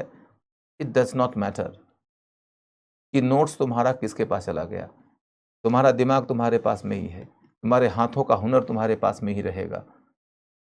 तुम यदि रिवाइज 4 बार कर लोगी तभी पास करोगी, हो सकता है वो ना कर पाए। तुम यदि लिखने का प्रैक्टिस कर लोगी तभी तुम्हें पास करोगी, हो सकता है वो ना कर पाए। और यदि उसने सब कुछ करने का प्रयास किया लेकिन उसके पास में कोई कारण से संसाधन ही नहीं हो रहा है, या हो सकता है कि उसने संसाधन किसी और जगह खर्च कर दिया लेकिन जहां खर्च किया वहां से वो संतुष्ट नहीं है, तुम्हारा नोट्स उसको आकर्षित किया, दे डालो यार, इसमें क्या जाता है। अच्छा काम करने का अच्छा ही परिणाम निकलता है, ऊपर भी प्रकृति हिसाब करते रहती है, अच्छा काम कर डालो। भगत सिंह की फांसी के लिए गांधी जी को जिम्मेदार क्यों माना जाता है? अब मानने में क्या दिक्कत है, आदमी को कुछ भी मान सकता है वो। अभी आगे पढ़ेंगे, लेकिन ये सब टॉपिक आपके एग्जाम के लिए ज़रूरी नहीं है, तो उतना टाइम नहीं निकाल पाएंगे इस पर डिस्कस करने के लिए। लेकिन हाँ है, मानने की आज़ादी है, फंडामेंटल राइट है, आदमी माने उससे माने, लेकिन ऐसा नहीं कि गांधी जिम्मेदार थे। चलो आगे बढ़ो। जब असहयोग आंदोलन चला तो युवकों ने साथ दिया, क्रांतिकारी गतिविधियां इस दौरान नहीं हुई। जब यह आंदोलन वापस लिया गया तो एक बार फिर से क्रांतिकारी राष्ट्रवाद उभरा। इसमें 3 संस्थाओं का उल्लेख किया जा सकता है। आपके नोट्स के अलावा उड़ान के नोट्स से पढ़ना जरूरी है, हाँ पढ़ लेना जरूरी, क्योंकि पीटी का फैक्ट उसी में मिलेगा, आपको पीटी का फैक्ट उसी में मिलेगा। हिंदुस्तान रिपब्लिकन आर्मी, जब हिंदुस्तान रिपब्लिकन आर्मी के लोगों ने ये जो काकोरी कांड किया, उसके बाद में सरकार ने इनके खिलाफ कठोर कार्रवाई करना शुरू किया, और नतीजा ये निकल कर आता है कि राम प्रसाद बिस्मिल, राजेंद्र लाहिरी, रोशन सिंह, अशफाकुल्ला खान, इन सब को फांसी हो जाती है और सचिन नाथ सान्याल वगैरह को भी बंदी बना लिया जाता है। उन्होंने बंदी जीवन लिखा भी है। तो वो जो ऑर्गेनाइजेशन था वो लगभग टूट गया, और जब ऑर्गेनाइजेशन टूट गया तो उसी ऑर्गेनाइजेशन के कुछ सदस्यों ने कुछ और अतिरिक्त सदस्यों को जोड़कर उसको रिवाइव किया, उसको पुनर्जीवित किया। और पुनर्जीवित करने के दौरान ये कहा कि हमारा उद्देश्य सिर्फ इतना नहीं है कि हम भारत को अंग्रेजों के शिकंजे से आज़ाद करेंगे, बल्कि इसके साथ ही साथ हमारा उद्देश्य है कि हम आज़ाद भारत के अंदर समाजवादी अर्थव्यवस्था स्थापित करेंगे। समाजवादी अर्थव्यवस्था का मतलब होता है कि जिसके अंदर आर्थिक संसाधन एक व्यक्ति के हाथ में केंद्रित नहीं हो या कुछ व्यक्तियों के हाथ में केंद्रित नहीं हो, बल्कि उसका स्वामित्व सामुदायिक हो, उसका स्वामित्व सामुदायिक हो, न कि एक या दो या कुछ व्यक्तियों के हाथ में केंद्रित हो। जब संसाधन कुछ व्यक्तियों के हाथ में केंद्रित होता है तो उसको पूंजीवाद बोलते हैं। पूंजीवाद आर्थिक साधनों के निजी स्वामित्व को मानता है, और जब आर्थिक साधनों के निजी स्वामित्व की व्यवस्था चलती है तो नतीजा ये निकल के आता है कि धनी मानी लोग ज़्यादा से ज़्यादा संसाधनों पर कब्जा करने लगते हैं और गरीब लोग संसाधनों से वंचित होते जाते हैं। तो धनी मानी लोगों का संसाधनों पे ऊपर बढ़ता हुआ नियंत्रण नतीजा क्या पैदा करता है कि मुट्ठी भर लोग के हाथ में ज्यादा संसाधन आ जाते, अधिकांश लोग संसाधन से वंचित हो जाते, वो मजदूर बन के काम करते। नतीजा क्या निकलेगा इसका कि मुट्ठी भर लोग अमीर हो जाएंगे, बाकी लोग गरीब हो जाएंगे, वो शोषण का शिकार होंगे, उनकी जीवन दशा निकृष्ट हो जाएगी।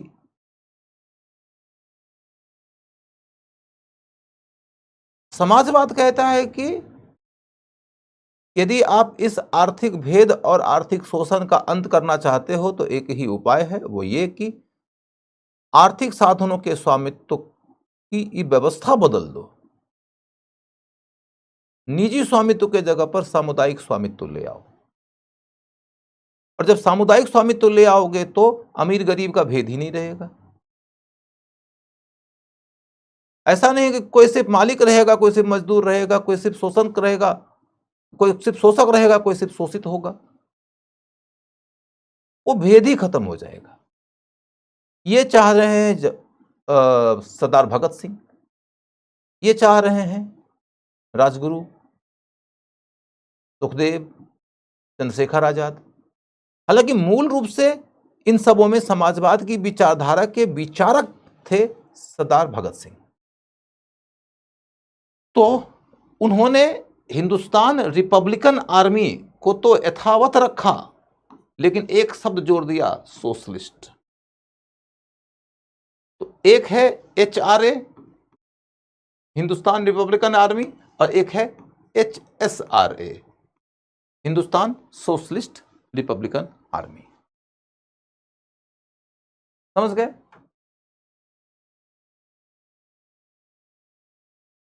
इसके अलावे एक तीसरी धारा उस समय उभर कर आई क्रांतिकारियों की, उसे कहते हैं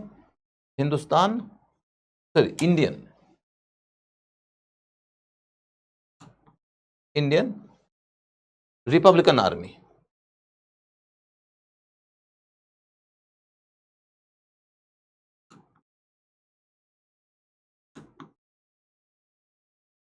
इंडियन रिपब्लिकन आर्मी,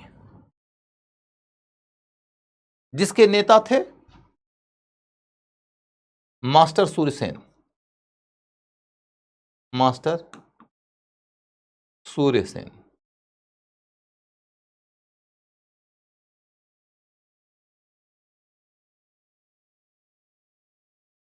क्रांतिकारियों की कहानी में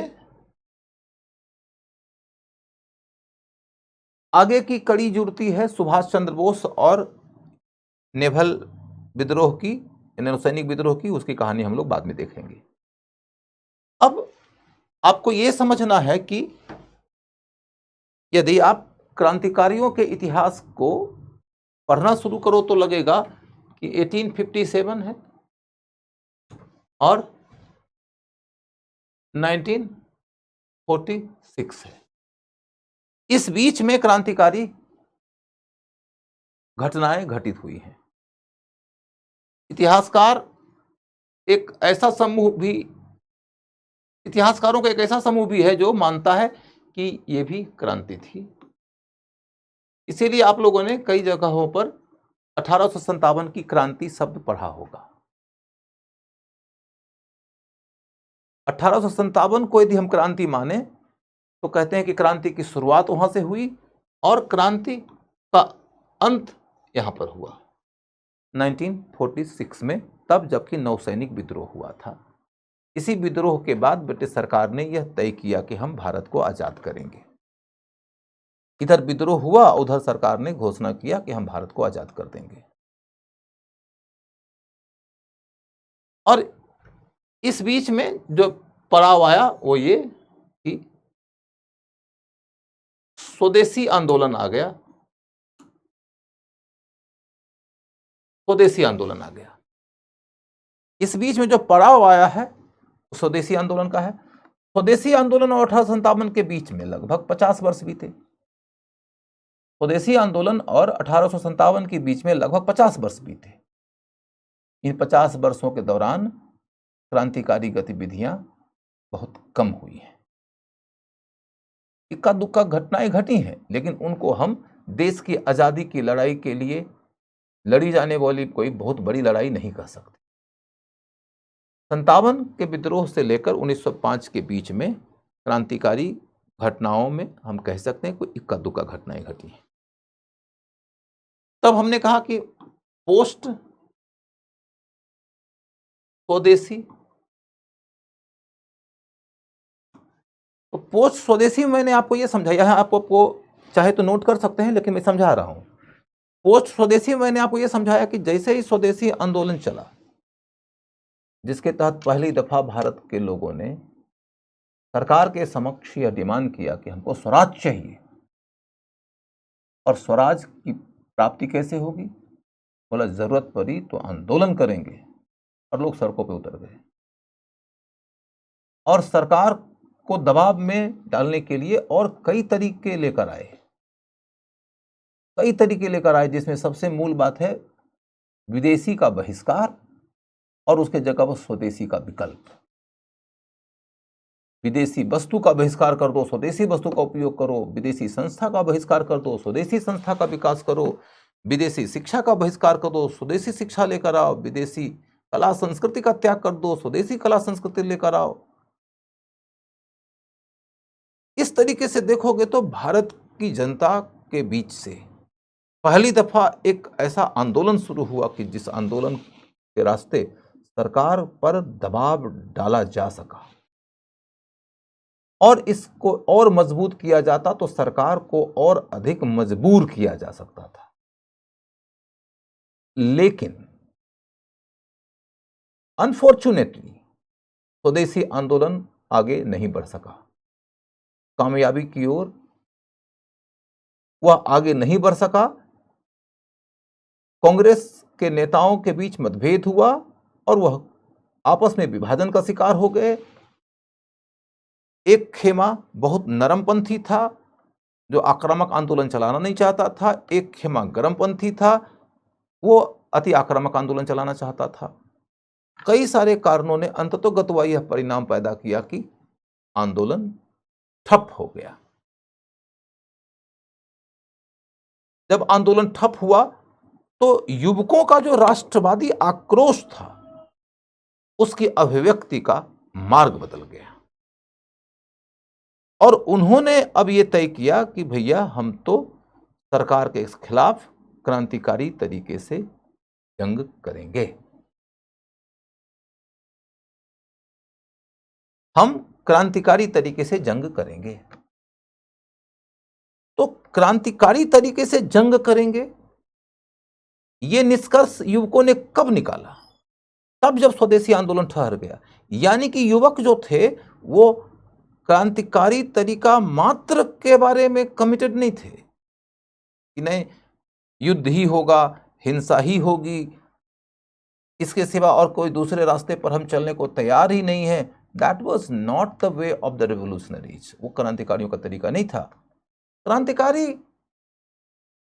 तब भी आपके साथ में हो जाते थे जबकि आप शांतिपूर्वक अहिंसात्मक आंदोलन चलाते थे।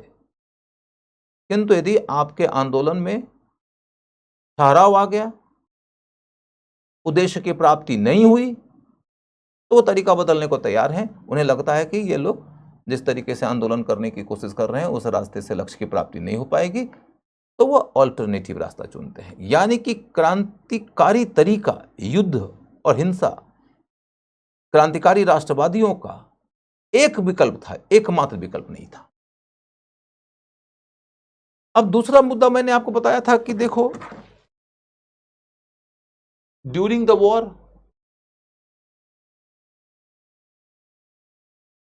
जो वर्ल्ड वॉर 1 है उस दौर में क्या हुआ, 1914 से लेकर 1918 ईस्वी के बीच में पहला विश्व युद्ध हुआ था। इस पहले विश्व युद्ध के दौरान क्या हुआ, 1914 से लेकर 1918 ईस्वी के बीच में पहला विश्व युद्ध हुआ। इस पहले विश्व युद्ध के दौरान क्या हुआ, हां आशीष वर्मा काफी होगा।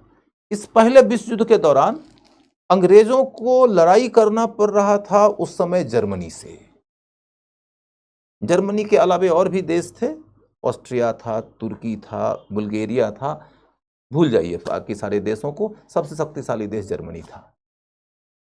आपको जो याद रखना है वो ये कि यह एक ऐसा युद्ध था जो इसके पहले दुनिया के स्तर पर कभी हुआ नहीं था। यानी इतना बड़ा युद्ध इसके पहले कभी नहीं हुआ था। अंग्रेज संकट में थे। अब संकटग्रस्त अंग्रेजों को यह लगा कि हमारे इस संकट के दौर में यदि भारतीय लोगों ने हमारे खिलाफ बड़े पैमाने पर राष्ट्रवादी आंदोलन छेड़ दिया तो हम इस आंदोलन के दमन में अपनी सेना लगाएंगे। यदि हम अपनी सेना आंदोलन के दमन में लगाए तो दुश्मन से लड़ेंगे कैसे, और दुश्मन से लड़ने के लिए हमने सेना वहीं रखा और यहां भेजा नहीं तो देश ही आजाद हो जाएगा, तो हमारा तो बड़ा नुकसान हो जाएगा। तो उन्होंने भारतीय राष्ट्रवादियों की आंखों में धूल झोंकने के लिए ये कहा कि भैया बड़े पैमाने पर हम युद्ध में लगे हुए हैं, हमारी सहायता करो। यदि हम जीत जाएंगे तो आपको हम आत्मनिर्णय का अधिकार देंगे। आत्मनिर्णय का अधिकार का मतलब है कि अपने भाग्य का निर्णय खुद कर सकोगे। यह कैसे होता है, तब होता है जब स्वराज आता है, लोकतंत्र आता है। तो जब उन्होंने कहा कि आपको हम आत्मनिर्णय का अधिकार देंगे तो इसका मतलब हुआ कि वो उन्होंने कहा था कि आपको हम स्वराज देंगे। तो अंग्रेजों ने वादा किया और वादे के लिए एक शर्त लगाया कि युद्ध के दौरान आप हमारी सहायता करो, जीत जाएंगे आपको स्वराज दे देंगे। कांग्रेस के लोगों ने, जिसमें गांधी भी शामिल थे, जिसमें तिलक भी शुरुआती दौर में शामिल थे, उन्होंने अंग्रेजों के इस वादे पर यकीन किया और यह कहा कि ठीक है भैया, हम आपको सहयोग देते हैं। भारतीय जनता से अपील किया गया कि आप युद्ध में शामिल होइए, सेना में शामिल होकर युद्ध में भागीदारी कीजिए, अंग्रेजों को जीत दिलाइए। आप अंग्रेजों को यदि जीत दिलाने में कामयाब हो गए तो समझिएगा कि भारत को स्वराज दिलाने में आपका योगदान हो गया। तो भारत को स्वराज यदि दिलाना चाहते हो तो अंग्रेजों को युद्ध में सहयोग कर दो। यह किसने कहा, कांग्रेस ने कहा, गांधी ने कहा, शुरुआती दौर में तिलक जी ने भी कहा। लेकिन क्रांतिकारी क्या कह रहे थे ना, क्रांतिकारी क्या कह रहे थे, तो आप देखो,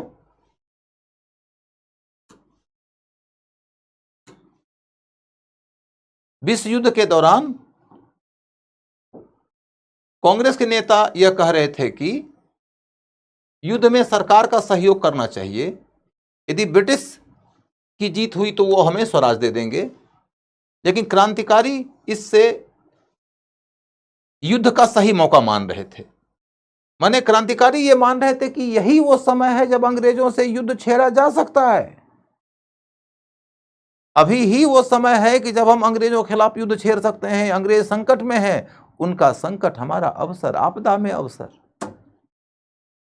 उनका संकट हमारा अवसर, ये देख रहे थे क्रांतिकारी। और इसी क्रम में गदर पार्टी का गठन होता है। गदर पार्टी के बारे में आपके उड़ान के नोट्स में लिखा हुआ होगा, आप उसके नोट्स का अध्ययन करिएगा। गदर पार्टी सैन फ्रांसिस्को में बनी हुई एक पार्टी है। इस पार्टी का नाम उसके मैगजीन के आधार पर पड़ा। उसका मैगजीन हुआ करता था गदर। गदर का मतलब होता है म्यूटिनी, माने सैनिक विद्रोह। और सैनिक विद्रोह के आधार पर अपनी पत्रिका और अपनी पार्टी का नाम रखा, क्योंकि ये 1857 के विद्रोह से प्रभावित थे। और प्रभावित थे तो क्या चाहते थे उससे? चाहते थे कि उसी के तर्ज पर भारत के अंदर जो सरकार काम कर रही है, उसकी जो भारतीय सेना है वो राष्ट्रीय सेना बन जाए, उस राष्ट्रीय सेना का हम इस्तेमाल करें अंग्रेजों के खिलाफ लड़ने के लिए। दूसरी ओर और क्या कर सकते हैं? तो विदेशी सहायता लें। और क्या कर सकते हैं? तो भारत के जितने क्रांतिकारी और राष्ट्रवादी नेता हैं उन सबों को एक मोर्चा पे लेके आओ। और क्या कर सकते हैं? तो जब युद्ध की शुरुआत हो जाएगी तो जनता को भी इसमें शामिल करने की कोशिश करो। ये एक योजना बनाया। किसने योजना बनाया? गदर पार्टी वालों ने। और इसके लिए उन्होंने कहा कि पूरी दुनिया में गदर पार्टी की योजनाओं को लेकर जाने वाला, उसका प्रचार तंत्र को मजबूत करने वाला जो नेता होगा वो होगा लाला हरदयाल। लाला हरदयाल इनके बड़े नेता थे। और सेना को क्रांतिकारी दिशा में लेकर जाने वाले जो नेता होंगे वो होंगे रास बिहारी बोस। वही भारत में क्रांति का नेतृत्व करेंगे, वही भारत में क्रांति का नेतृत्व करेंगे, रास बिहारी बोस। और एक नेता थे करतार सिंह सराभा। उनको भेजा गया था पंजाब में क्रांतिकारी गतिविधियों को बढ़ावा देने के लिए। प्रताप सिंह सराभा को फांसी दे दी गई थी। रास बिहारी बोस भाग के जापान चले गए थे और उन्होंने वहीं की नागरिकता ले लिया था। करतार सिंह सराभा को भगत सिंह अपना आदर्श मानते थे। अनफॉर्चुनेट कहानी यह हुई कि गदर पार्टी वाले की योजना लीक हो गई, अंग्रेजों को इसकी खबर लग गई और उन्होंने समय के पहले ही इनका दमन कर दिया। तो जो चाहते थे सो ये कर नहीं सके, लेकिन जो चाहते थे वो क्या था? तो नंबर एक, देश को आजाद करना। एक दूसरी खास बात क्या थी उनकी? दूसरी खास बात यह थी कि वो गदर पत्रिका कई भाषाओं में निकालते थे, यानी कि वो बहुभाषी देश को ये मैसेज दे रहे थे कि हम किसी एक भाषा के आधार पर ही भारत नहीं गढ़ेंगे। भारत के विभिन्न भाषाओं के प्रति हमारे मन में सम्मान है और हम सभी भाषा के लोगों के बीच भाईचारा और प्रेम का विकास करना चाहते हैं और इसी रास्ते से भारत का राष्ट्र निर्माण होगा। इसके साथ तीसरी खास बात जो जुड़ी हुई थी वो ये कि ये कहते थे कि हम भारत के राष्ट्र का निर्माण किसी धर्म के आधार पर नहीं करेंगे। इसके अंदर बड़ी संख्या में सिख शामिल थे। सिख के साथ में हिंदू भी थे और कुछ मुसलमान भी थे। उनका ये कहना है कि हम यहाँ पर चाहे जिस भी धर्म को मानने वाले हों, हम भारतीय हैं, भारतीयता हमारी पहली पहचान है, उसके बाद हम कुछ और हैं। तो वो धर्मों के बीच प्रतिस्पर्धा और संघर्ष के बजाय उनके आपसी सौहार्द और सहअस्तित्व के रास्ते राष्ट्र निर्माण की बात करते थे। ये एक मुद्दा होता है ये समझने लायक कि नेशनलिस्ट यदि आप हैं तो आपके नेशन का मॉडल कैसा है। नेशनलिस्ट होना अपने आप में सभी नेशनलिस्ट के बीच में समरूपता का प्रमाण नहीं माना जा सकता। जैसे मान लो कि तुम ये सोचते हो कि तुम हिंदू राष्ट्रवाद का विकास करना चाहते हो, तो तुम्हारे आदर्श होंगे सावरकर, लेकिन जब तुम्हारे आदर्श सावरकर होंगे तो तुम्हारे विरोध में खड़े होंगे ये गदर वाले, तुम्हारे विरोध में खड़े होंगे भगत सिंह।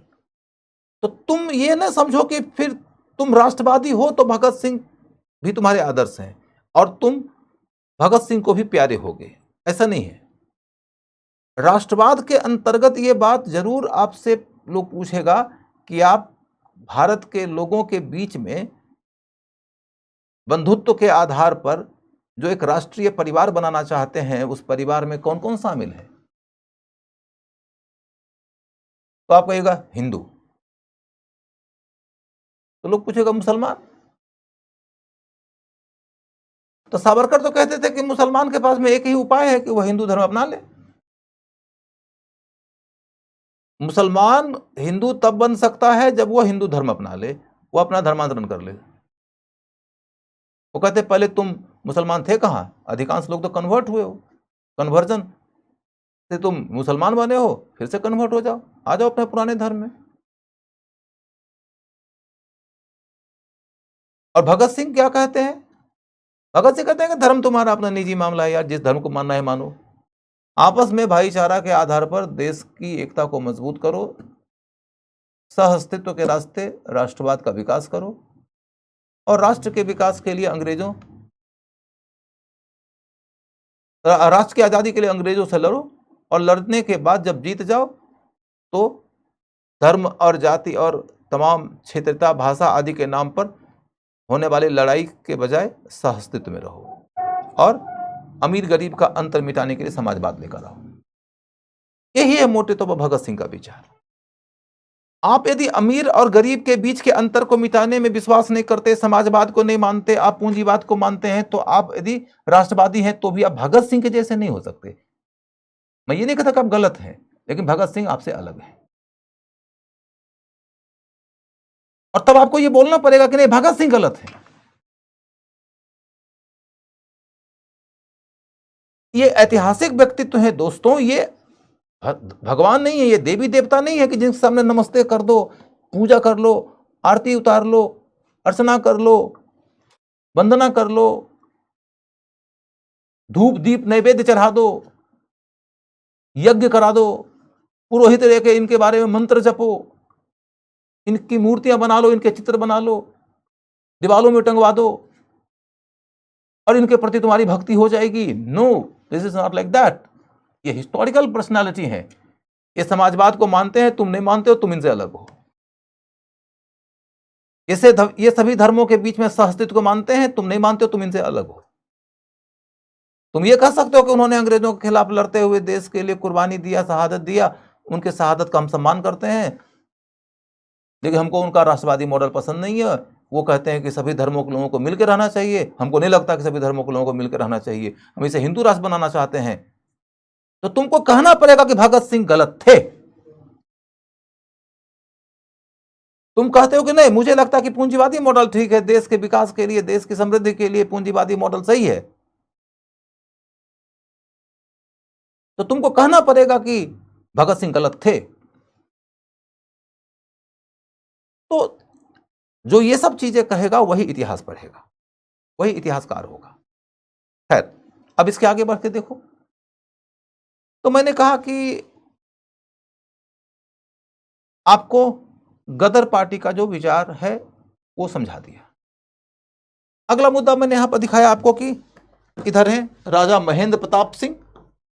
राजा महेंद्र प्रताप सिंह उत्तर प्रदेश के एक रियासत के हरियाणा के आसपास के एक रियासत के राजा थे और वो राष्ट्रवादी थे और भारत की आजादी के लिए क्रांतिकारी संघर्ष की योजना बनाए। क्रांतिकारी संघर्ष की योजना बनाते हुए वो जर्मनी के संपर्क में गए। जर्मनी में के संपर्क में जब गए तो उन्होंने एक जिमरमान प्लान बनाया। जिमरमान प्लान। जिमरमान बेसिकली जर्मनी के दूतावास का एक अधिकारी था जिसके साथ में वो संपर्क में गए। संपर्क में जाकर उन्होंने उनके सहयोग से, मैंने जर्मनी के सहयोग से भारत को आजाद कराने की योजना बनाई। क्या उनकी योजना थी कि जर्मनी की सहायता हमको मिलेगी अंग्रेजों से लड़ने के लिए, और इसके लिए उन्होंने अफगानिस्तान में काबुल में एक अंतरिम सरकार बना लिया। अंतरिम सरकार बना लिया। सरकार के प्रधान वो हो गए राजा महेंद्र प्रताप सिंह। मैंने भारत को आजाद किया जाएगा, आजाद करने के बाद में भारत पर कौन रूल करेगा, तो राजा महेंद्र प्रताप सिंह रूल करेंगे। अंतरिम सरकार बना ली गई और उनका प्रधानमंत्री बने बरकतुल्ला। बरकतुल्ला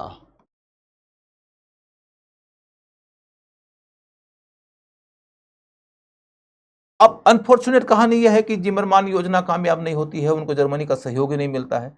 जर्मनी का सहयोग मिलता तो कामयाब होते कि नहीं होते, that's a different ball game, लेकिन ये आगे बढ़ नहीं पाए। किंतु विश्व युद्ध के दौर में अंग्रेजों के संकट को समझते हुए अंतर्राष्ट्रीय सहयोग लेकर भारत को आजाद कराने की कोशिश करने वालों में इनका नाम आता है, गदर पार्टी वाले का नाम, और इनका नाम विशेष रूप से उल्लेखनीय है। अब इसके बाद फिर क्या है कि जब असहयोग आंदोलन चला तो उस समय भी क्रांतिकारियों ने कोई विशेष सक्रियता नहीं दिखाई। युवकों ने जम के भागीदारी किया। फिर उसी कहानी को मैं दोहरा रहा हूं कि ये जो क्रांतिकारी लोग थे वो हिंसा और युद्ध को देश की आजादी का एकमात्र विकल्प या उपाय नहीं मानते थे। यदि आप इनके सामने अहिंसा के रास्ते देश की आजादी की लड़ाई का एक संभावी विकल्प उपलब्ध करा दो तो वो इस विकल्प का भी रेस्पेक्ट करने को तैयार थे। इसीलिए गांधी जी का आंदोलन चला तो उसमें भी बड़े पैमाने पर युवकों ने भागीदारी किया। ये युवक ही हैं ज्यादातर कि जो आंदोलनों की नाकामी के बाद में आक्रोश का शिकार होते हैं और वो कहते हैं कि फिर इनसे नहीं पार लगेगा भैया, अल्टरनेटिव तरीका खोजना पड़ेगा, और अल्टरनेटिव तरीका खोजते वो युद्ध की तरीके को मुड़ जाते हैं। क्रांतिकारियों के अंदर ज्यादातर तो युवक ही थे। युवकों के अंदर ही खून में वो उबाल होता है कि न पार लगेगा इनसे भैया, कोई दूसरा तरीका खोजो। तो मैंने आपको यह कहा कि जब असहयोग आंदोलन चल रहा था तो युवकों ने खूब साथ दिया गांधी जी के आंदोलन का, लेकिन फिर क्या हुआ कि जैसे ही आंदोलन वापस लिया गया 1922 के मार्च में चौरी चौरा की घटना के बाद में आंदोलन गांधी जी ने वापस ले लिया।